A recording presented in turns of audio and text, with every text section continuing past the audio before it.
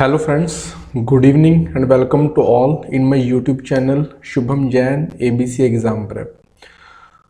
काफ़ी दिनों के बाद वीडियो रिकॉर्ड कर रहा हूँ। ठीक है, कुछ इमरजेंसी काम था, एग्ज़ाम्स में थोड़ा बिजी था। तो जस्ट रिसेंटली एसएससी सीरियल मेंस का एग्ज़ाम ख़त्म हुआ है, तो हम अब कंटिन्यू कर रहे हैं। हमारा जो टॉपिक रहेगा वो रहेगा मेडिवल हिस्ट्री। मेडिवल हिस्ट्री का पार्ट नंबर फर्स्ट हमने कवर कर लिया है।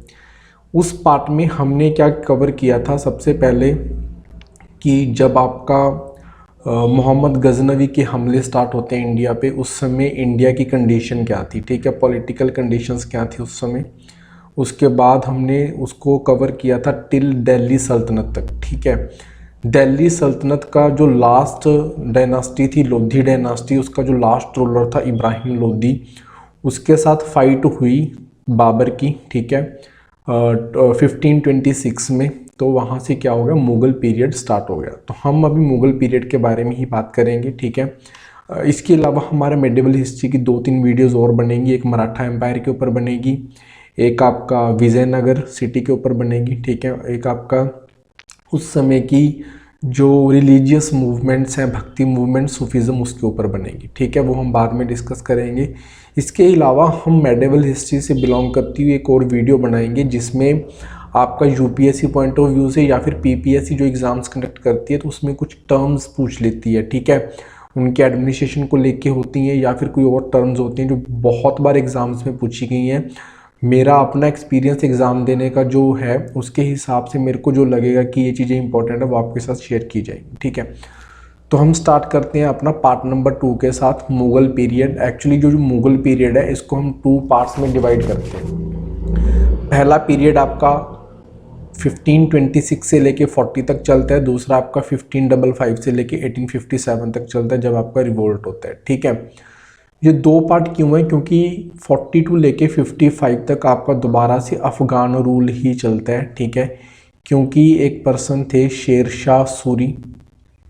ठीक है, इन्होंने हुमायूं को क्या किया था, एक बैटल में हरा के एम्पायर के ऊपर कब्जा कर लिया था। और हुमायूं उस टाइम पे क्या कर रहा था, फिर इंडिया से चला गया था। तो बाद में हम शेरशाह सूरी की डेथ के बाद उसने दोबारा इंडिया पे क्या किया, कब्जा किया। ठीक है, तो इस कंडीशन को भी हम पढ़ेंगे। 40 से लेके 55 तक बड़ा इंपॉर्टेंट रूल रहा, ये एक अफ़गान शासक था। ठीक है, वैसे इसने काफ़ी लंबे समय से इंडिया में ही रहा था, बाबर की फोर्सेस में भी इसने काम किया था, उसके बारे में हम डिटेल में पढ़ेंगे। स्टार्ट करते हैं हम अपने फर्स्ट रूलर के साथ, जो जिसने मुग़ल रूल की स्थापना इंडिया में की, फाउंडर था ये बाबर।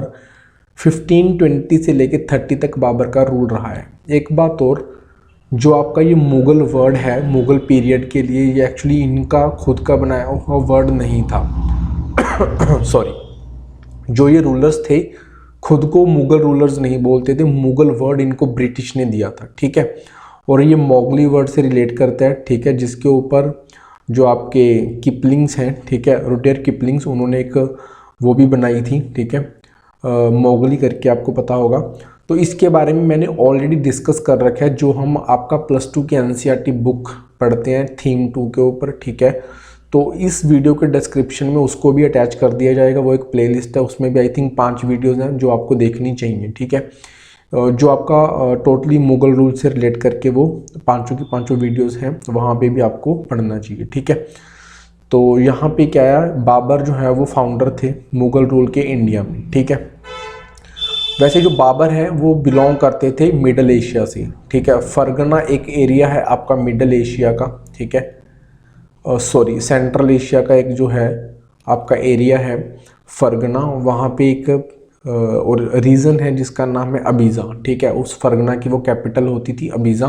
ठीक है, तो वहाँ के जो है रूलर्स थे। ठीक है, लेकिन वहाँ पे बाबर, वहाँ पे एक और जो रूलर्स हैं उन्होंने बाबर को वहाँ से भगा दिया था। ठीक है, तो बाबर ने पहले अफ़गानिस्तान में अपना रूल एस्टेब्लिश करने की कोशिश की, वहाँ पे भी उसको इतना कुछ सफलता मिली नहीं है।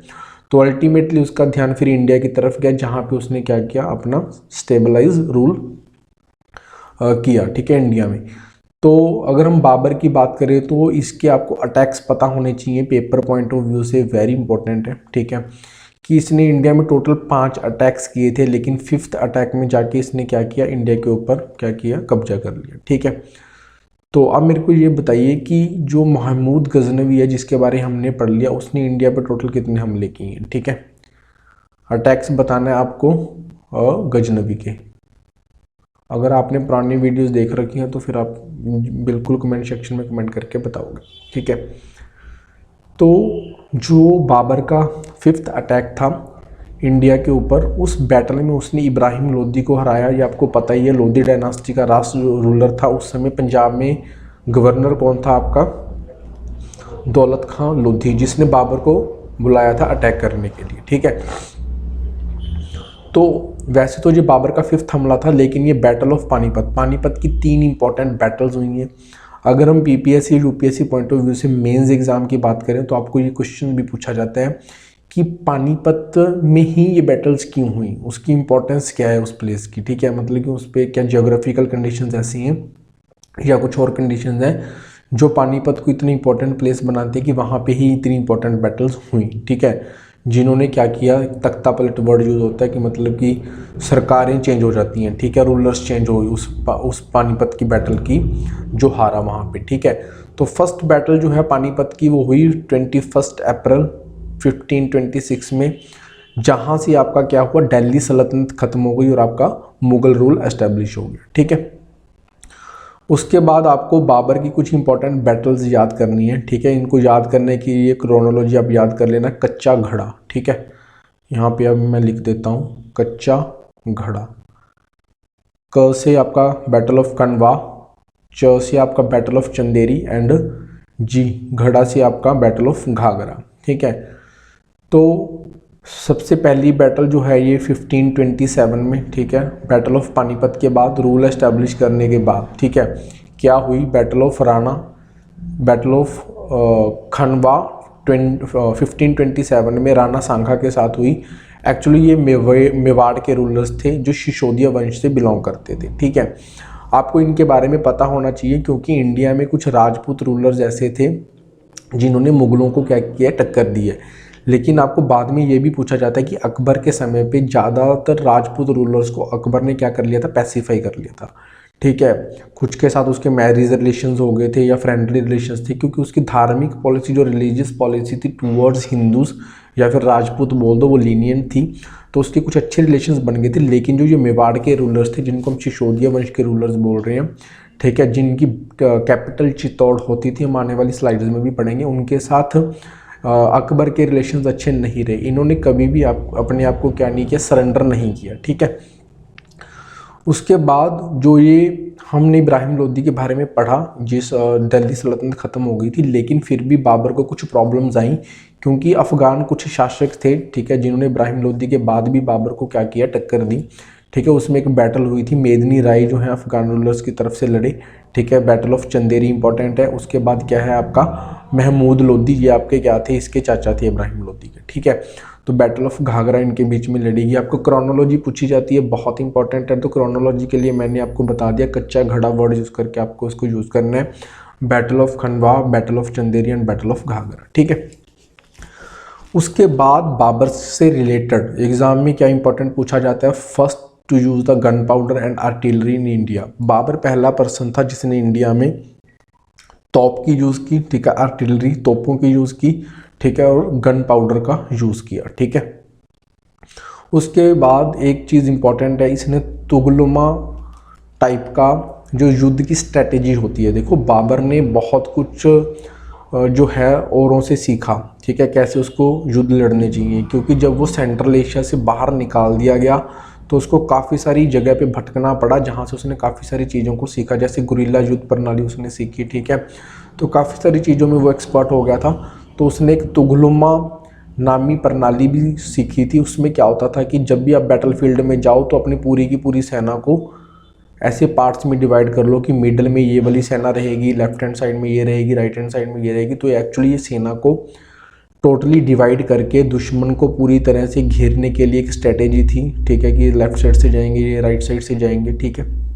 तो इस तरह की स्ट्रेटेजी को क्या बोला जाता था, तुगलमा स्ट्रेटेजी बोला जाता था। और बाबर की फोर्सेस में जो बहुत ही फेमस उसके तोपची होते थे, ठीक है, उनमें से दो का नाम इंपॉर्टेंट है, एक है आपका मुस्तफ़ा, दूसरे हैं आपका उस्ताद अली, ठीक है। उसके बाद एग्ज़ाम पॉइंट ऑफ व्यू से आपको ये पूछा जाता है कि ऑटोबायोग्राफी जो बाबर ने खुद लिखी अपनी आत्मकथा, ठीक है, वो है तुझ के बाबरी, ये तुर्किश लैंग्वेज में है। लेकिन एग्ज़ाम में आपको बाबरनामा भी दिया होता है। एक्चुअली बाबरनामा जो है वो अकबर ने बाद में तुझ के बाबरी को ही पर्शियन लैंग्वेज में ट्रांसफ़र करवाया था। और किससे करवाया था? अब्दुल रहीम खाने खाना से, ठीक है। एक पर्सन है, बस आपको बाबरनामा पता होना चाहिए कि वो पर्शियन लैंग्वेज में लिखी गई है, ठीक है, और किसने लिखा। उसके बाद आपको सभी मुग़ल रूलर जो हैं उनकी टॉम्ब, ठीक है, जहाँ पे उनको दफनाया गया, जहाँ या फिर उनकी समाधि जो बनी है, ठीक है, वो पता होनी चाहिए। एग्ज़ाम पॉइंट ऑफ व्यू से ये पूछा ही जाता है, ठीक है। तो टॉम्ब जो है बाबर की, ठीक है, वो कहाँ पे है? काबुल में है। काबुल कहाँ पे? अफ़गानिस्तान में, ठीक है। लेकिन इनकी मौत आगरा में हुई थी, ठीक है। Paper of point of view से अगर उनकी डेथ पूछी गई है तो आप आगरा मेंशन करोगे, ठीक है। 1530 में अगर आपको उसकी टॉम्ब के बारे में पूछा गया तो फिर आप काबुल मेंशन करोगे, ठीक है। उसके बाद बाबर के सन्स के बारे में पता होना चाहिए। हुमायूं उसके नेक्स्ट सक्सेसर थे, ठीक है। लेकिन लड़ाई चली थी कामरान, हिंदाल और अक्सारी के बीच में, ठीक है। हुमायूं लेकिन गद्दी पे बैठे थे, ठीक है। बाबर के लिए अभी इतना ही इंपॉर्टेंट, आपको इतना ही करना है। बाकी हम अगर कोई और इन्फॉर्मेशन हुई तो फिर MCQs में कवर करेंगे। मेडिवल हिस्ट्री के ऊपर कंप्लीट एक ही वीडियो लेके आएंगे आपका MCQs की, ठीक है। उसके बाद है आपका हुमायूं जो है आपके सेकंड मुगल रूलर, ठीक है। 1532 लेके 40 तक पहला इनका काल रहा। दूसरा फिर ये सिर्फ 1 साल के लिए ही रूल कर पाए, 55 से लेके 56 तक।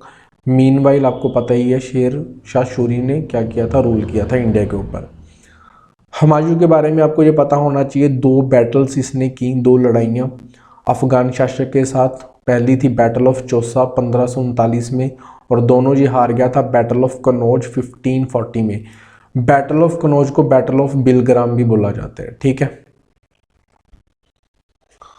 कमेंट सेक्शन में मेरे को ये बताइए कि कनौज जो है, जब हमने आपका मेडिवल हिस्ट्री स्टार्ट किया था तब भी मैंने इसकी आपको इम्पोर्टेंस बताई थी।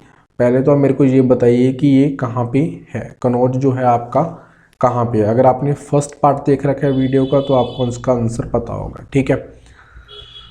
और कमेंट सेक्शन में ये भी बता देना कि जो ट्राइपार्टाइट स्ट्रगल चल रही थी मेडिवल हिस्ट्री स्टार्ट जब हुई थी तो कौन सी 3 पावर्स के बीच में थी, ठीक है।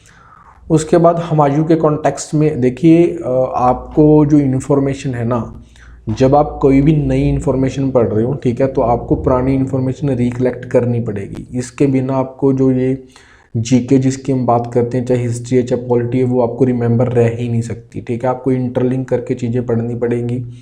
जो चीज़ एक बार आ रही है उसका भी आपको बैकग्राउंड, आपका हिस्टोरिकल बैकग्राउंड, सारी चीज़ें उसकी पता होनी चाहिए, तभी आपको वो चीज़ें याद रह पाएंगी, ठीक है।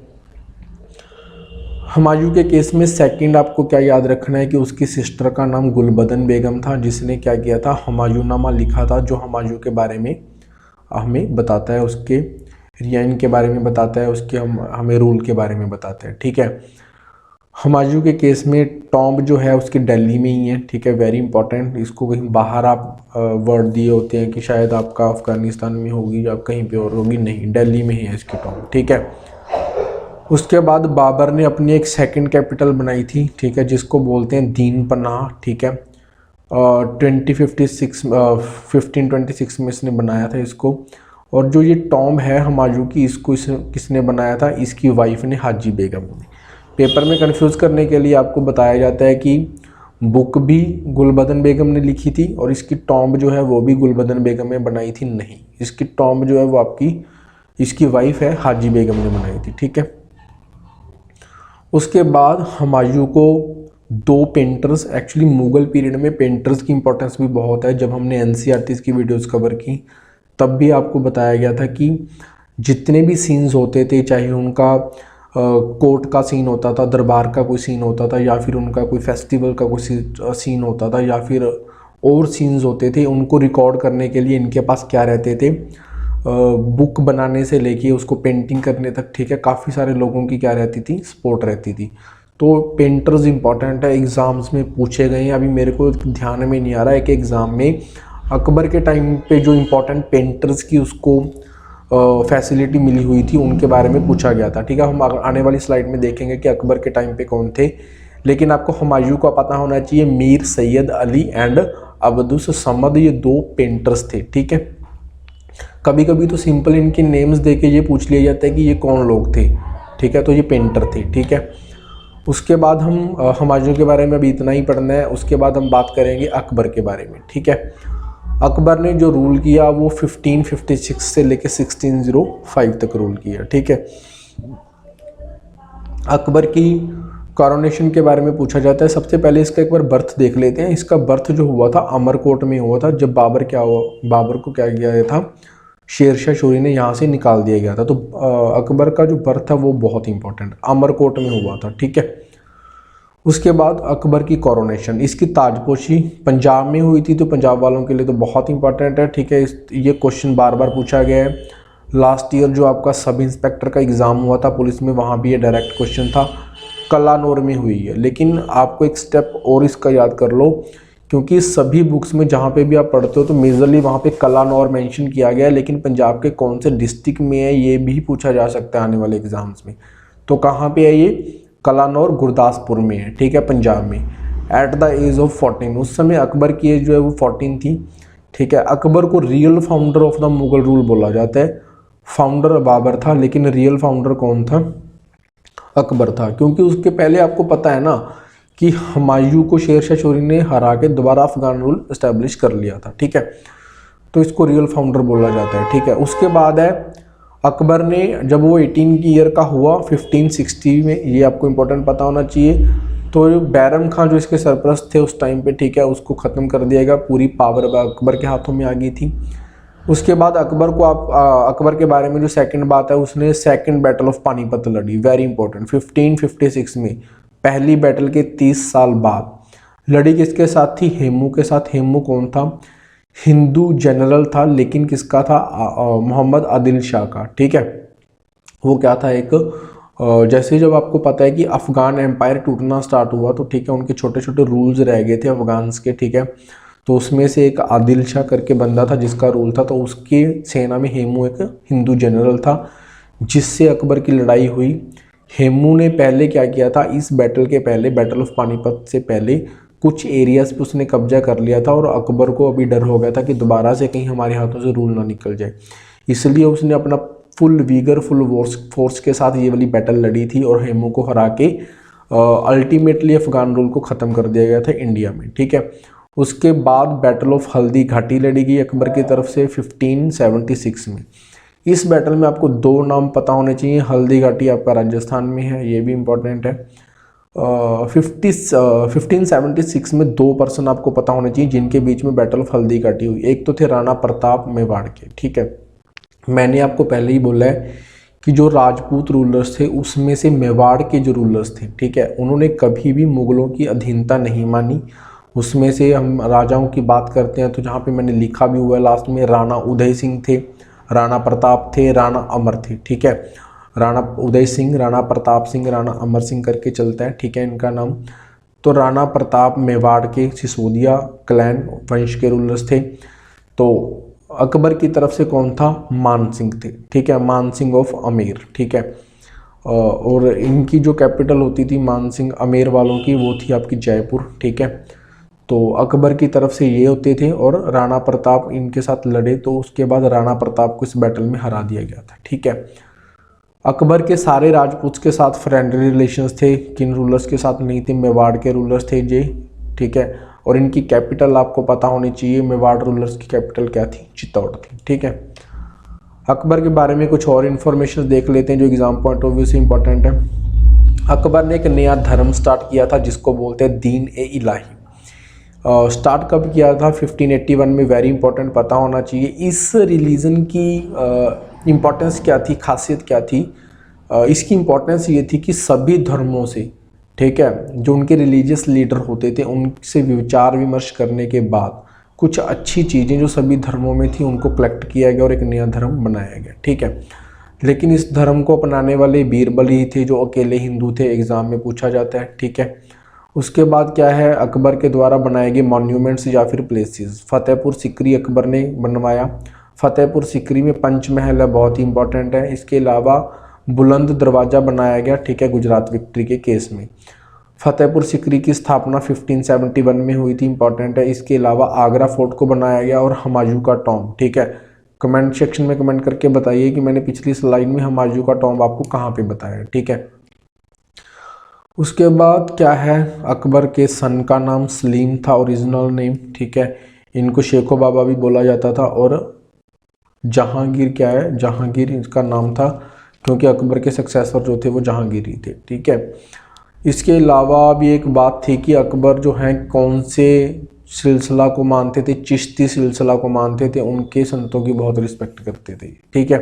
अजमेर में जो दरगाह बनाई हुई है, इसीलिए अकबर ने अपनी जो कैपिटल ट्रांसफ़र की थी वो फतेहपुर सिकरी में भी की थी, ठीक है, क्योंकि जो उसी रूट के ऊपर क्या है पड़ता है। कि इसके बारे में यहाँ पे मैं इसलिए ज़्यादा डिस्कस नहीं कर रहा हूँ क्योंकि मैं इस डिस्क्रिप्शन बॉक्स में इस वीडियो के एक प्लेलिस्ट और अटैच करूँगा जहाँ पे मैंने एनसीईआरटी बुक से कवर करते हुए काफ़ी सारी चीज़ें कवर की हुई हैं, ठीक है।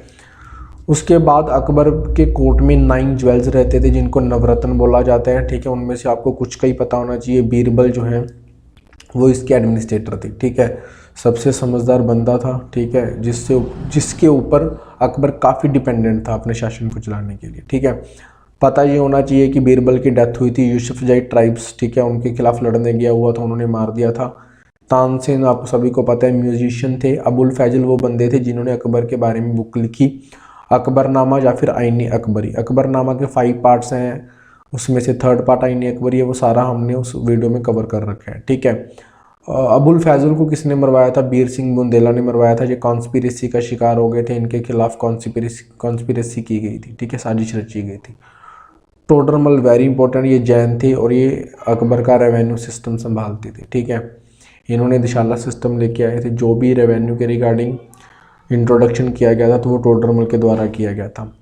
इसके अलावा अगर हम आज के कॉन्टेक्स्ट में बात करें तो ये तुलसीदास हैं, ये काफ़ी भी न्यूज़ में भी रहे हैं, ठीक है, जिन्होंने रामचरितमानस लिखी थी, क्योंकि इनके रामचरितमानस जो इन्होंने लिखी है उनके कुछ वर्ड्स के ऊपर अपोज किया गया। तो आपको ये पता होना चाहिए कि तुलसीदास जो थे वो अकबर के समय में रहते थे, ठीक है। एग्ज़ाम में क्वेश्चन बन सकता है और इसके बारे में अगर कोई और क्वेश्चन बन सकता है तो उसको हमने अपनी करंट अफेयर की MCQs वीडियो में कवर किया हुआ है, ठीक है, क्योंकि सारा कुछ हम एक वीडियो में दोबारा रिपीट कर नहीं सकते, ठीक है, वीडियो काफ़ी लंबी हो जाएगी। आप रेगुलर हमें फॉलो करते रहिए, ठीक है, जो चीज़ें आपके लिए इंपॉर्टेंट है वो हम आपको कन्वे करते रहेंगे, ठीक है, आपको बताते रहेंगे। तो यहाँ पे भी मैं आपको बता रहा हूँ कि जो हमारा MCQ सीरीज़ का पार्ट चल रहा है फॉर UPSC और PPSC एग्ज़ाम्स, ठीक है, वहाँ पे हमने ये चीज़ें कवर की हुई हैं जो आपकी करंट से रिलेट करती हैं। उसके बाद वेरी इंपॉर्टेंट कि अकबर ने अपनी ऑफिशियल लैंग्वेज किसको बनाया था, पर्शियन लैंग्वेज। वैसे तो ये क्या थे, तुर्क साइड के रूलर्स थे, ठीक है, तो टर्किश लैंग्वेज में लिखना बोलना पसंद करते थे, लेकिन अफ़गानों की वजह से, ठीक है। और उसके बाद इन्होंने अकबर ने क्या किया, काफ़ी सारा साहित्य उस टाइम पे लिखा जा चुका था, तो पर्शियन को कोर्ट लैंग्वेज क्या बनाया, अकबर ने बनाया, ठीक है। उसके बाद काफ़ी सारी ट्रांसलेशंस भी करवाई। बाबरनामा मैंने आपको बताया कि पर्शियन लैंग्वेज में लिखा गया। अकबर की खुद की टॉम्ब कहाँ पे है, सिकंदरा में है, ठीक है, और अकबर ने इसको बनाने का काम स्टार्ट कर दिया था, ठीक है। उसके बाद अगर हम बात करें वेरी इंपॉर्टेंट अकबर के बारे में अगर डिस्कस करें तो मनसबदारी प्रथा थी, ठीक है। इसको हम एडमिनिस्ट्रेशन सिस्टम में भी पढ़ सकते हैं, लेकिन हम इसको यहीं पे कवर करेंगे। मनसबदार एक्चुअली क्या होता था कि जो अकबर के कोर्ट में नोबल्स रहते थे, ठीक है सॉरी, जो उसके दरबारी रहते थे, जो उसको काम चलाने में मदद करते, तो सभी को क्या किया गया था, मनसब मतलब कि हाई रैंकिंग ऑफिशियल्स। मनसब का मतलब क्या होता था, हाई रैंकिंग ऑफिशियल्स, ठीक है। एक यहाँ पे और मेरे को ध्यान में आ रहा है, बाबर का नेम भी पूछ लिया जाता है, ओरिजिनल जहीरुद्दीन बाबर है, ठीक है, और अकबर का क्या है, जलालुद्दीन अकबर। तो हाई रैंकिंग ऑफिशियल्स को मनसब बोला जाता है। मनसब को आगे क्या किया जाता था, 2 टाइटल्स दिए जाते थे, एक जात और एक सवार। जात का मतलब होता था कि उसको कितनी सैलरी मिलेगी या कितना पैसा मिलेगा, ठीक है, रैंक डिसाइड होता था उससे उसका। और सवार होता था कि उसके पास कितने घुड़सवार रहेंगे। जैसे मान लीजिए यहाँ पे कोर्ट लगा हुआ है, यहाँ पे बादशाह बैठा है और यहाँ पे इसके इस दोनों साइड पे क्या है, दरबारी बैठे हैं। तो जो पर्सन जितना क्लोज बैठता था बादशाह के, उसका रैंक उतना ही ज़्यादा होता था, वो उतना ही ज़्यादा बड़ा मनसबदार होता था, ठीक है। तो आपको जात और सवार पता होना चाहिए। ऐसा हमने 2 वर्ड्स और किए थे, दाग और चेहरा। क्या मेरे को बता सकते हो कि ये क्या थे और किसने शुरू किए थे, ठीक है। अगर आपको पता है तो कमेंट सेक्शन में कमेंट करके बताना, ठीक है। उसके बाद है यहाँ पे जात और सवार की बात होगी, ठीक है। यहाँ पे हम एक चीज़ और भी डिस्कस कर लेते हैं, वैसे मैंने आने वाली स्लाइड में भी उसको लिखा हुआ है। जो ये जात हम डिसाइड करते थे कि किसी बंदे को कितनी सैलरी कोर्ट की तरफ से या बादशाह की तरफ से मिलेगी सेवाओं के बदले में, तो उसमें क्या होता था कि कभी कभी उनको नकदी देने के लिए पैसे नहीं होते थे। वैसे तो नकदी दिया जाता था, लेकिन अगर नकदी नहीं होती थी तो किसी एरिया का उसको जागीर दे दिया जाता था, मतलब ज़मीन, उससे आने वाली रेवेन्यू वो खुद रख सकता था, ठीक है। लेकिन एग्ज़ाम में अगर हम बात करें तो जो जागीरदारी सिस्टम और ज़मींदारी सिस्टम, दोनों में डिफरेंस क्या है, ये बहुत बार पूछा गया है और यूपीएससी तो ऐसे क्वेश्चंस पूछती ही है, ठीक है। तो यहाँ पे मैं जागीरदारी आपको बता देता हूँ कि जागीरदारी, पहली बात जो एग्ज़ाम में पूछी जाती है वो हेरिडिटरी नहीं होती थी। ऐसा नहीं है कि अगर किसी पर्सन को जागीर दे दी और वो अपने आने वाले जो उसके बच्चे हैं, उनकी पीढ़ियाँ, उनके नाम पे वो ट्रांसफ़र कर सकते हैं, नहीं। वो उसको जागीर तब तक ही मिलती थी जब तक वो राजा की तरफ या राज की तरफ सेवाएं निभा रहा है। ऑब्वियसली बात है, आपको सैलरी तब तक ही मिलती है जब तक आप सर्विस कर रहे हो। लेकिन ज़मींदारी या ज़मींदार जो लोग होते थे उनके पास परमानेंट लैंड्स होती थी, वो क्या कर सकते थे, आगे ट्रांसफ़र कर सकते थे। एग्ज़ाम में ये बहुत बार पूछा गया, ठीक है। तो जागीरदारी आपको पता चल गया होगा, जागीर मिल जाती थी, ठीक है, और ये मनसब होते थे, ठीक है। उसके बाद अकबर के कंटेक्स्ट में अगर बात करें तो टू पेंटर्स, ठीक है, दाशवंत एंड बासवान, वेरी इंपॉर्टेंट, इनके बारे में आपको पता होना चाहिए, ठीक है, कि जो दो पेंटर्स थे, ठीक है, अकबर के टाइम पे। उसके बाद में हम जहांगीर की बात करते हैं, अकबर के सन थे, ठीक है, जहांगीर, ठीक है। अकबर की मौत के बाद 1605 में ये गद्दी पे बैठे। इनकी वाइफ का नाम मेहरुनिसा था, ठीक है, जो फेमसली जानी जाती है नूरजहाँ के नाम से। उसके बाद क्या है कि जहांगीर को जस्टिस बहुत ज़्यादा पसंद था। यहाँ पे एक पेंटिंग की भी बात हमने उस वीडियोस में की हुई है, जो हमारी एनसीईआरटी की प्लेलिस्ट बनी हुई है, वहाँ पे आप जाके सुन लेना। यहाँ पे हम डिस्कस करेंगे कि उसने एक जंजीर अदल बनाया हुआ था, बहुत लंबी जंजीर थी जिसके ऊपर घंटियाँ लटकाई गई थी, आगरा फोर्ट के बाहर उसको टांगा गया था। सो दैट कि अगर किसी पर्सन को लग रहा है कि मेरे साथ नाइंसाफ़ी हो रही है, राजा के पास वो पहुँच नहीं सकता, तो वो जंजीर खींच के या बेल बजा के इंडिकेशन दे सकता था, ठीक है, जिससे राजा को पता चल जाता था कि किसी को इंसाफ चाहिए। इसके अलावा जहांगीर के कॉन्टेक्स्ट में जो वेरी इंपॉर्टेंट बात ये है कि ब्रिटिशर्स का आगमन स्टार्ट हो चुका था। कैप्टन विलियम हॉकिंस आए सबसे पहले उनके दरबार में, लेकिन उसके बाद थॉमस रो हैं, THOMES, जिनको क्या किया था, यहाँ पे व्यापार करने की इजाज़त मिल गई थी, ठीक है। और उन्होंने अपना फर्स्ट ट्रेडिंग सेंटर कहाँ पे बनाया था, सूरत में बनाया था। ये वेरी इंपॉर्टेंट है जहांगीर के केस में। उसके बाद अब ये पता होना चाहिए कि जहांगीर के दो सन्स खुसरो एंड खुरम थे। ये वो पर्सन थे जिनको गुरु अर्जन देव जी ने क्या किया था, बोला जाता है कि इनको पनाह दी थी, ठीक है, क्योंकि इसने बगावत की थी जहांगीर के खिलाफ, जिसकी वजह से जहांगीर की तरफ से गुरु अर्जन देव जी को शहीद करवाया गया था, ठीक है। तो जो प्रिंस खुर्रम है वो शाहजहाँ के नाम से बाद में गद्दी पे बैठे। जहांगीर की टॉम्ब बहुत इंपॉर्टेंट है, ठीक है, कहाँ पे बनी थी, लाहौर में बनी थी। पेपर में बहुत बार क्वेश्चन पूछा गया है। जहांगीर के टाइम पे दो पेंटर्स इंपॉर्टेंट कौन से हैं, अब्दुल हसन एंड मंसूर, ठीक है। जहांगीर खुद भी बहुत बड़ा पेंटर था, इसको पेंटिंग बहुत पसंद थी, ठीक है। उसके बाद है शाहजहाँ। शाहजहाँ की बात कर लेते हैं। इसका नाम मैंने आपको बताई दी कि प्रिंस खुर्रम था इसका नाम, ठीक है। शाहजहाँ के कंटेक्स्ट में बिल्डिंग्स इंपॉर्टेंट है। इन्होंने कौन कौन सी बिल्डिंग्स बनाई है, रेड फोर्ट दिल्ली में है, जो जामा मस्जिद बनाई है, ताजमहल बनाया है। ताजमहल का कंस्ट्रक्शन 1632 में स्टार्ट हुआ था। इसके अलावा वेरी इंपॉर्टेंट पीकॉक थ्रोन, ठीक है, जिसको हम तख्ते तौस बोलते हैं, बहुत इंपॉर्टेंट है, जिसको क्या किया गया था, बाद में जो ईरानी रूलर्स हैं, ठीक है, उन्होंने लूट लिया गया था, ठीक है। वाइफ का नाम मुमताज महल था, जिसकी याद में इन्होंने क्या बनाया, ताजमहल बनाया। तो इसका आपको इंपॉर्टेंट ओरिजिनल नेम पता होना चाहिए, अर्जुमंद बानो था, ठीक है। इसके अलावा इसके सन्स औरंगजेब, दारा एंड 2 और चिल्ड्रन थे, उनके बारे में ज़्यादा इंपॉर्टेंट कुछ करना नहीं है। औरंगजेब ने शाहजहाँ को कैद कर लिया था आगरा फोर्ट में, जहाँ पे इसकी डेथ हो गई थी, ठीक है। उसके बाद में हम इंपॉर्टेंट पढ़ेंगे औरंगजेब के बारे में। औरंगजेब 1658 से लेकर 1707 तक कह रहे हैं गद्दी के ऊपर रहा, ठीक है। इसने दारा को हरा के राज करना स्टार्ट किया था, ठीक है। बैटल ऑफ समूगढ़ लड़ी गई थी दोनों के बीच में, वेरी इंपॉर्टेंट है, इसकी डेट भी पूछ ली गई है, ठीक है। औरंगजेब को दो टाइटल दिए गए, एक आलमगीर टाइटल था, एक जिंदा पीर। जिंदा पीर उसको इसलिए किया गया था क्योंकि उसकी जो दिनचर्या रहती थी एक पीरों की तरह ही थी, ठीक है। 5 टाइम की नमाज़ पढ़ता था, कट्टर सुन्नी मुसलमान था, ठीक है। बहुत ज़्यादा स्ट्रिक्टनेस कर रखी थी, शराब नहीं पीनी, ये वो तंबाकू वगैरह का पूरा बैन था, ठीक है। तो इसको जिंदा पीर बोला जाता है। इसके अलावा आपको औरंगजेब की टॉम्ब समाधि पता होनी चाहिए, खुलदाबाद में है, दौलताबाद साउदर्न साइड में है। इसके अलावा औरंगजेब ने एक जो मॉन्यूमेंट बनवाया था वो था बीबी का मकबरा, जो इसकी वाइफ का क्या था, समाधि थी। इसकी वाइफ का नेम क्या था, रबिया उद दौरानी, ठीक है। उसके बाद औरंगजेब ने तुलादान को बैन किया था, इंपॉर्टेंट है, और हिंदुओं के ऊपर जिजिया टैक्स लगाया था जिसको अकबर ने ख़त्म किया था, ठीक है। तुलादान का मतलब क्या है, जैसे आप आजकल देखते हो, ठीक है, कि इलेक्शंस के टाइम पे लीडर्स जो हैं उनके वेट के बराबर यहाँ पे लड्डू वगैरह रख के तोला जाता है, तो राजा को भी ऐसे तोला जाता था, ठीक है। वो तुलादान औरंगजेब ने बंद करवा दिया था। इसके बाद हमें सक्सेसर्स पता होने चाहिए। अगर आपको क्रोनोलॉजी याद होती है तो बेटर है, अदरवाइज 3-4 किंग्स के बारे में, 3-4 बादशाहों के बारे में तो आपको पता होना चाहिए। पहला है आपका औरंगजेब के बाद ही आए जो बहादुर शाह फर्स्ट, उनके बारे में पता होना चाहिए, जिसको शाह आलम पहला भी बोला जाता था।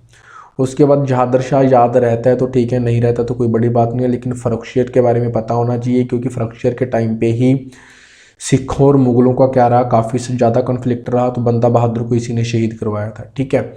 उसके बाद कमेंट सेक्शन में कमेंट करके बताइए कि बंदा बहादुर जी की शहीदी कब हुई थी, ठीक है। बंदा बहादुर कौन सी लड़ाई में इनको पकड़ा गया था। हमने जो पंजाब की जीके कवर कर रखी है वो डिटेल में कवर की हुई है, उससे ज़्यादा आपको कुछ पढ़ने की ज़रूरत है नहीं, ठीक है, क्योंकि उससे अगर बाहर कुछ आएगा तो फिर वो सभी के लिए टफ है। उसके बाद है मोहम्मद शाह, ठीक है। मोहम्मद शाह के समय पे ही आपके ईरानियन इन्वेजन्स स्टार्ट हुए थे, ठीक है। अगर आप बात की नादिर शाह ईरानी की बात करिए, या फिर आप उसके बाद अहमद शाह अब्दाली की बात करें, सबसे पहला ईरानी इन्वेजन जो नादिर शाह ने किया था वो मोहम्मद शाह के टाइम पे स्टार्ट हुआ था, ये पता होना चाहिए। अहमद शाह आपको पता है, ठीक है, कोई बात नहीं। आलमगीर 2 आए, उसके बाद शाह आलम 2 आए, उसके बाद अकबर 2 आए, इंपॉर्टेंट नहीं है, लेकिन आपको बहादुर शाह 2 के बारे में पता होना चाहिए, जिसको बहादुर शाह जफ़र भी बोला जाता है, ठीक है। 37 से लेके 57 तक ये बादशाह रहे। उसके बाद इनको क्या कर दिया गया, रंगून भेज दिया गया था, ठीक है, ब्रिटिशर्स की तरफ पे, जहाँ पे इनकी डेथ हो गई थी, ठीक है। ये वही किंग हैं जिनको 1857 के रिवोल्ट में जो लोग हैं उन्होंने अपना क्या किया था, लीडर चुना था, ठीक है, अंग्रेज़ों के खिलाफ। सबसे इम्पोर्टेंट बात मेडिवल हिस्ट्री में अगर हम मुग़ल हिस्ट्री की बात करें तो है उनका एडमिनिस्ट्रेशन, जहाँ से ज़्यादा आपसे क्वेश्चंस पूछे जाते हैं। तो उनके एडमिनिस्ट्रेशन की अगर हम बात करें तो उनका एडमिनिस्ट्रेशन डिवाइड किया गया था सूबाज में। सूबा जिसको हम आजकल स्टेट या प्रोविंस बोलते हैं, सूबे को आगे डिवाइड किया गया था सरकार, जिसको हम डिस्ट्रिक्ट बोलते हैं। डिस्ट्रिक्ट को आगे डिवाइड किया गया था परगना, जिसको हम तालुका बोलते हैं। उसके बाद विलेज, सबसे लोवेस्ट यूनिट जो आपकी थी वो थी आपकी विलेज। सूबे की अगर हम बात करें, अकबर के समय पे मुग़ल एम्पायर कितने सूबों में बांटा गया था, ये क्वेश्चन बहुत बार पूछा गया और यहाँ पे आपके 15 सूबे थे, ये आंसर आएगा। औरंगजेब के टाइम पे बढ़ के कितने हो गए थे ये कोई नहीं पूछता, अकबर के टाइम में इंपॉर्टेंट है। तो इसके 2 हेड होते थे, ठीक है, एक आपका जनरल एडमिनिस्ट्रेशन संभालता था, दूसरा बंदा आपका रेवेन्यू एडमिनिस्ट्रेशन संभालता था। तो जनरल एडमिनिस्ट्रेशन के लिए जो हेड होता था उसको सूबेदार या निज़ाम बोला जाता था, और जो आपका रेवेन्यू एडमिनिस्ट्रेशन होता था उसके हेड को सूबे में दीवान बोला जाता था। सिमिलरली अगर हम डिस्ट्रिक्ट या सरकार की बात करें तो फौजदार आपका जनरल एडमिनिस्ट्रेटर होता था, अमल गुज्जर आपका क्या होता था, रेवेन्यू एडमिनिस्ट्रेटर होता था। सिमिलरली परगना या तालुका में जो आपका जनरल एडमिनिस्ट्रेटर होता था सिकदार होता था, और आपका जो रेवेन्यू एडमिनिस्ट्रेशन देखता था वो कानून को होता था। विलेज की बात करें तो जनरल एडमिनिस्ट्रेशन मुकद्दम की तरफ से देखा जाता था और पटवारी की तरफ से आपका रेवेन्यू एडमिनिस्ट्रेशन देखा जाता था। ये वेरी इंपॉर्टेंट है, यहाँ से आपका एक क्वेश्चन आपको मिलेगा ही मिलेगा, ठीक है। उसके बाद यहाँ पे पे सिस्टम की बात मैं कर चुका हूँ, नकदी आपको बता दिया गया, जागीर आपको बता दिया गया। इसके अलावा पूरी जो भूमि होती थी अकबर के समय पे, लैंड्स को काफ़ी समय पे बांटा गया। खलीसा लैंड्स वो होती थी जो रॉयल लैंड्स होती थी, राजा के अंडर होती थी। जागीर्स वो लैंड होती थी जो इंडिपेंडेंट राजास को दी जाती थी, ठीक है, लेकिन जागीर को वो कॉन्फिस्केट भी कर लेते थे। इनाम लैंड्स वो लैंड्स होती थी जिनको गिफ्ट में दिया जाता था, ठीक है। इसके अलावा जो आपका रेवेन्यू सिस्टम है, जब्ती और कनकूट, इसके बारे में हमने जो वीडियोस एनसीईआरटीज़ वाली कवर की हुई है वहाँ पे डिटेल में बताया हुआ है, यहाँ पे हम डिस्कस नहीं करेंगे। आप वो वीडियोस देखो और कमेंट सेक्शन में कमेंट करके मेरे को बताना कि जो ये कनकूट रेवेन्यू सिस्टम था, जो भूमि को मापने का, टैक्स लगाने का एक सिस्टम होता, तो इसमें क्या होता था, ठीक है, क्योंकि एग्जाम्स में ऐसे क्वेश्चंस पूछे जाते हैं। उसके अलावा आपको कुछ और बातें पता होनी चाहिए मिसलेनियस में। आपका टाइटल्स, जगत गुरु का टाइटल दिया गया हरि विजय सूरी जी को, ये जैन संत थे, किसने दिया, अकबर ने दिया। इसके अलावा जरीन कलम का टाइटल दिया गया था, जरीन कलम का मतलब होता है सोने की कलम, मोहम्मद हुसैन को मिला था, क्योंकि मैंने आपको जो बताया कि जब अकबरनामा बुक लिखी गई तो वहाँ पे ऑथर्स जो होते थे जिनकी राइटिंग्स बहुत अच्छी होती थी, कैलीग्राफी जो वर्ड यूज़ करते हैं, तो मोहम्मद हुसैन ऐसे राइटर थे जिनकी बहुत ही अच्छी राइटिंग थी, इसलिए उसको ये टाइटल दिया गया, ठीक है। इसके अलावा बुक्स में के बारे में बात करते हैं, काफ़ी सारे बुक्स के बारे में हम पहले डिस्कस कर चुके हैं। यहाँ पे आपको चार चमन बुक पता होनी चाहिए, शाहजहाँ के जो उसका रूल था उसके बारे में डिस्क्राइब करती है।